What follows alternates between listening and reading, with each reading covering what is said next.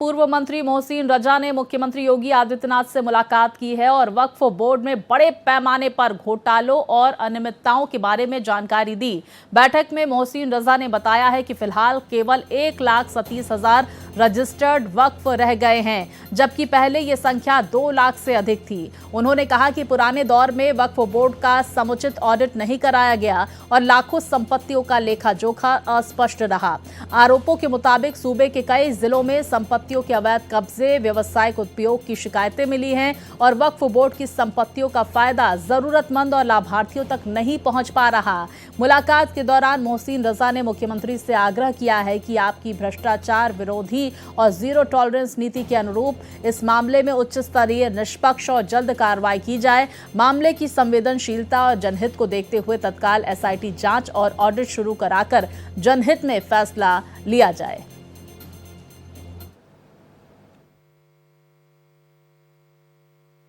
निकल कर आ रही है, इससे पहले भी वक्फ बोर्ड में अनियमितताओं को लेकर मुद्दा उठाया जा चुका है और इसी को लेकर पूर्व मंत्री मोहसिन रजा ने मुख्यमंत्री योगी आदित्यनाथ से मुलाकात की है और इसकी एसआईटी जांच कराने की भी मांग की है।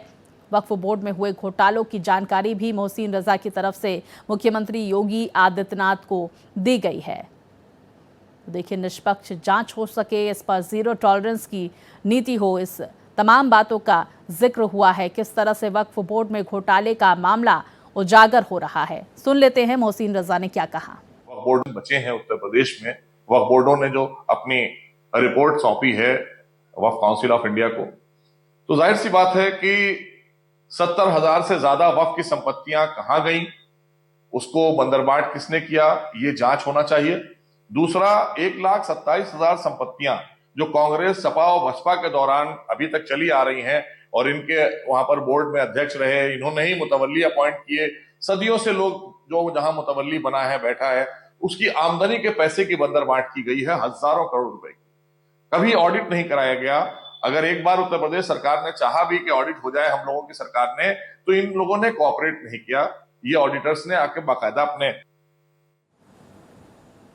और विस्तार से जानकारियों के साथ हमारे सहयोगी रवि हमारे साथ जुड़ गए हैं। रवि, इस मुलाकात में क्या कुछ अहम बातें सामने निकल कर आई? मोहसिन रजा की तरफ से बड़े तौर पर उजागर किया गया किस तरह से वक्फ बोर्ड में घपले घोटाले हो रहे हैं और आम जनता को इसका लाभ नहीं मिल पा रहा है। मुख्यमंत्री की तरफ से क्या आश्वासन दिया गया, क्योंकि मोहसिन रजा ने एसआईटी जांच की मांग की है?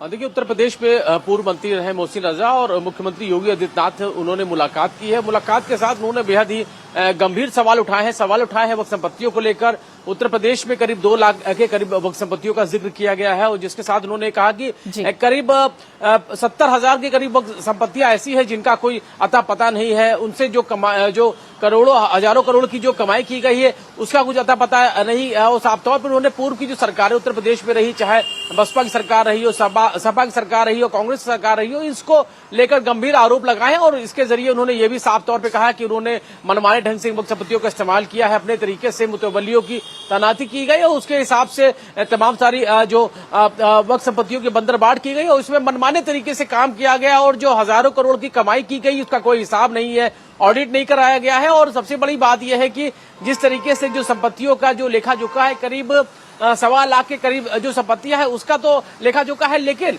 करीब 70,000 से ज्यादा वो संपत्तियां हैं जिनका कोई पता ठिकाना नहीं है। वो संपत्तियां कहां गई, उनसे जो हजारों करोड़ कमाई की गई वो कहां गई, तो इसको लेकर उन्होंने बेहद गंभीर सवाल उठाया। उसके साथ इन्होंने ये भी साफ किया है कि जो पूरी संपत्तियां हैं उनकी जांच कराई जाए। उसके लिए उन्होंने बाकायदा एसआईटी जांच की मांग भी की है ताकि इन संपत्तियों का पूरा लेखा जोखा साफ हो सके। उन्होंने साफ तौर पर ये भी कहा कि तमाम सारे ऐसे लोग थे जिनकी संपत्तियां हैं वक्त में बता के जबरन ले ली गई, उन संपत्तियों को उन लोगों को वापस किया जाए।